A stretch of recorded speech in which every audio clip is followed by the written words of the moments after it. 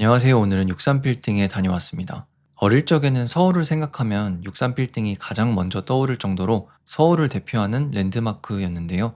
요즘은 잠실 롯데타워도 그렇고 워낙 높은 건물들이 많아져서 존재감이 많이 적어진 것 같습니다. 저는 13년 전에 63빌딩 전망대에 가봤었고 아쿠아리움도 요즘은 워낙 주변에 많기도 해서 그 이후로 63빌딩에 갈 이유가 없었는데요. 근데 이번에 아쿠아리움이 있던 자리에 퐁피두 센터를 오픈하고 각종 상업시설들 그리고 전망대까지 리뉴얼 했다고 해서 방문하게 되었습니다. 사실 63빌딩이 지하철로 오기 힘든 위치입니다. 그래서 보통 버스를 추천하시더라고요. 저는 자차로 방문을 했는데요. 평일임에도 만차일 수 있으니 지하 주차장 안에서 기다려야 할 수 있다는 안내를 받았습니다. 다행히 자리가 있어서 주차를 바로 할 수 있었지만 주차 칸이 많은 편은 아닌 것 같아서 차를 가져오시는 분들은 유의하셔야 할 것 같습니다. 그리고 퐁피두 센터 관람을 하시거나 전망대 관람 그리고 식사를 하시면 금액에 따라 주차 할인이 들어가니 참고하시면 될 것 같습니다. 이번에 63빌딩이 제일 크게 바뀐 부분이 바로 아쿠아리움 자리에 퐁피두 센터가 들어왔다는 건데요. 이 퐁피두를 유치하려고 하나뿐만 아니라 인천공항, 부산시도 고려했었다고 합니다. 인천공항은 비용 문제로 포기했고 부산시는 아직 논의가 진행 중인 것 같네요. 퐁피두 센터는 프랑스에 있는 근현대 미술관인데 프랑스 밖으로 해외에 분관을 낸 게 스페인 말라가, 중국 상하이에 이어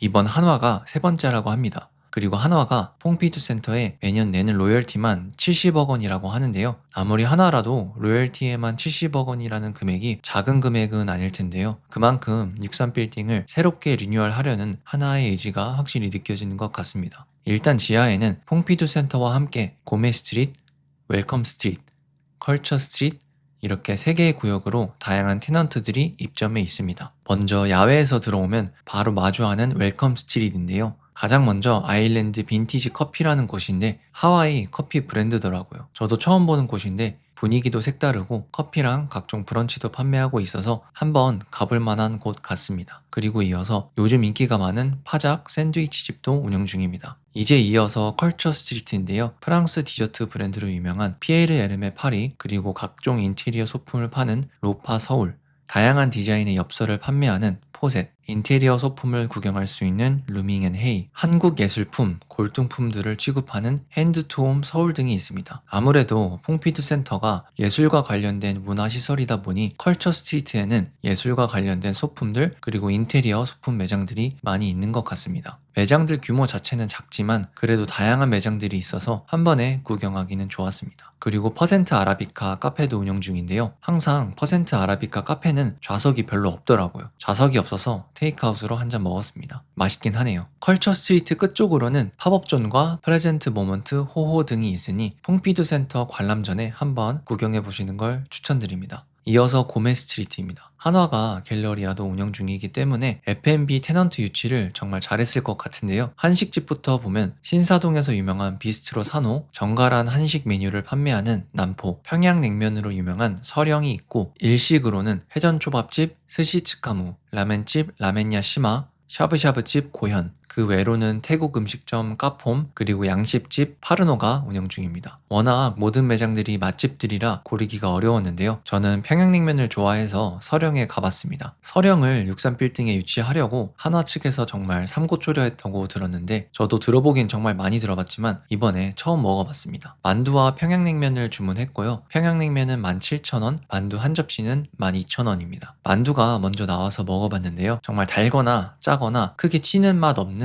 정말 정갈한 맛입니다. 평양냉면집이라 그런지 만두도 정말 슴슴한 매력이 있는데요. 조미료 같은 강한 맛이 없기 때문에 재료 본연의 맛을 느낄 수 있는 만두입니다. 반찬도 2가지가 있는데 반찬도 정말 정갈한 맛 그 자체였습니다. 이어서 평양냉면이 나왔는데요. 저는 이렇게 예쁘게 생긴 평양냉면은 처음 봤습니다. 면발은 생각보다 힘이 있는 편이었고 국물은 생각보다 더 슴슴했습니다. 제가 먹어본 평양냉면 중 아마 가장 슴슴하지 않았나 싶은데요. 평양냉면을 좋아하는 저도 처음에는 너무 슴슴해서 놀랬습니다. 근데 먹다 보니까 또 그 맛을 알겠더라고요. 이게 평양냉면의 매력이 아닌가 싶습니다. 안에 있는 고기도 맛있게 먹고 어느 정도 먹고 나서 서령초라는 동치미 맛 무식초를 넣어서 먹어봤는데요. 개인적으로는 그냥 아무것도 안 넣고 먹는 게 맛있는 것 같습니다. 당연한 말이지만 평양냉면을 어느 정도 먹어본 분이시라면 추천드리고 싶은 곳입니다. 웰컴 스트리트부터 컬처 스트리트 그리고 고메 스트리트까지 새로운 시설이다 보니 정말 깔끔했고 한화에서 심혈을 기울여서 들여온 테넌트들인 만큼 매장 하나하나 볼만한 곳들이었습니다. 그리고 중간중간 이렇게 미디어 아트와 함께 내부를 꾸며 놓았는데요. 이것도 퐁피두 센터와의 연장선이라고 보여집니다. 확실히 단순한 상업시설이 아니라 예술과 잘 어우러지게 만든 공간이라는 느낌을 받을 수 있었습니다. 이제 오늘의 주인공 퐁피두 센터로 가보겠습니다. 입구는 컬처 스트리트 바로 옆에 위치해 있습니다. 들어오면 이런 예술 오브제가 가장 먼저 보이는데요. 뒤쪽으로는 티켓 부스가 마련되어 있습니다. 사람이 많은 주말 같은 경우에는 미리 예매를 하는 게 좋다고 하는데요. 저는 평일에 방문해서 그냥 현장에서 구매를 했습니다. 가격은 성인 기준 28,000원이고 매주 마지막 수요일은 50% 할인된 가격으로 이용할 수 있다고 합니다. 따로 카드 할인이나 제휴 할인은 없었지만 멤버십을 운영 중입니다.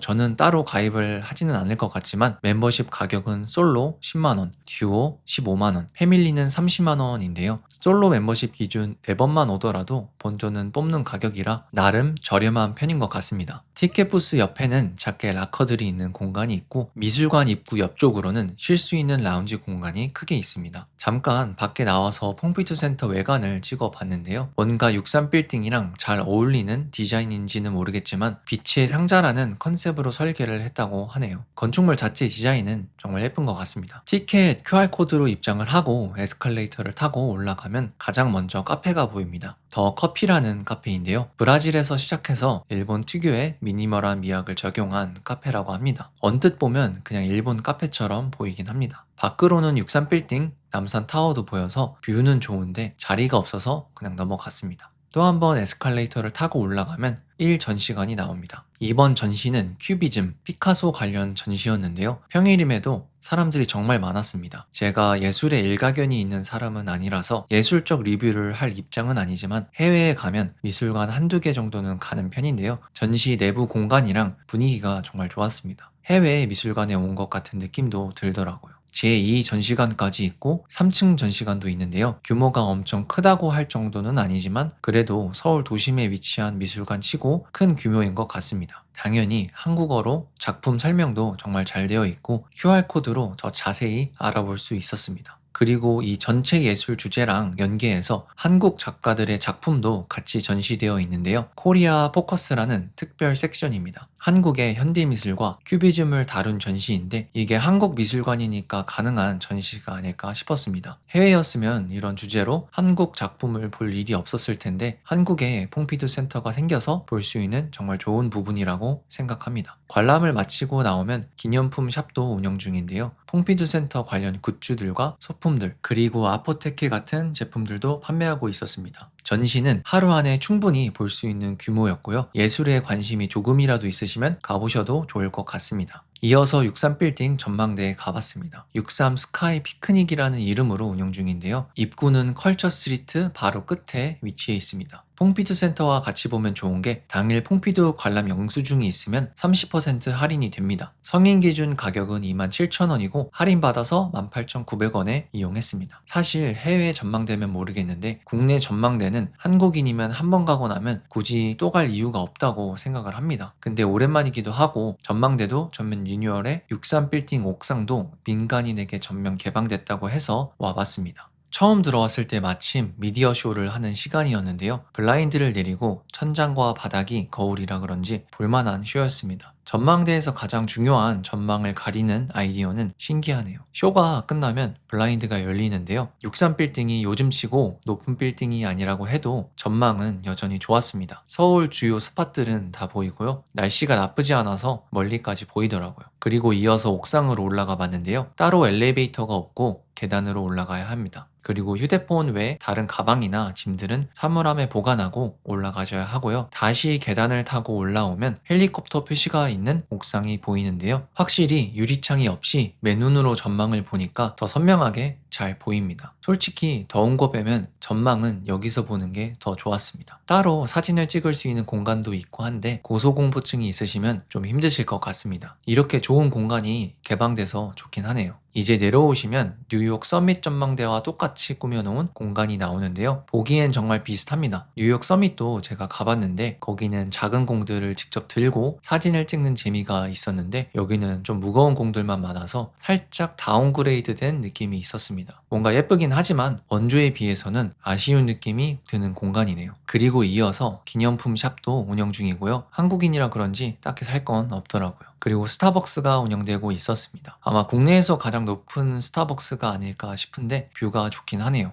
여기도 자리가 없어서 패스했습니다. 이렇게 개인적으로 13년 만에 63빌딩에 다녀왔는데요. 한국 대표 랜드마크 타이틀을 뺏겼던 63빌딩이 퐁피두 센터 입점으로 또 한 번 제2의 전성기를 맞을 것 같다는 생각이 들었습니다. 해외 유명 작품들 그리고 그와 연계한 한국 예술품까지 볼 수 있다는 점이 좋았고, 제가 예술을 잘 아는 건 아니지만 해외 어느 미술관이랑 비교해도 볼거리가 많은 곳이지 않았나 싶었습니다. 교통 문제가 가장 아쉽긴 한데요. 아무리 시설이 좋아도 지하철이 너무 멀어서 솔직히 여기 오려다 그냥 더현대나 IFC몰에 가지 않을까 싶습니다. 그래도 한화에서 이 점을 보완하려고 무료 셔틀버스도 운영 중인데요. 대방역, 여의나루역, 여의도역, 셋강역에서 운영 중이고 다만 평일에만 운영 중이니 이 점 참고하시면 될 것 같습니다. 가장 비교될 만한 롯데타워랑 비교를 하면 교통 편의성이나 규모, 전망대 높이, 상업시설 크기 모두 롯데타워가 압승이긴 하지만 그래도 롯데타워보다 사람이 적고 미술 전시랑 맛있는 음식 먹으면서 하루를 보내고 싶으시다면 63빌딩도 정말 좋은 대안이 될 수 있을 것 같습니다. 오늘 영상은 여기까지고요. 시청해주셔서 감사드리고 구독과 좋아요 눌러주시면 더욱더 감사드리겠습니다.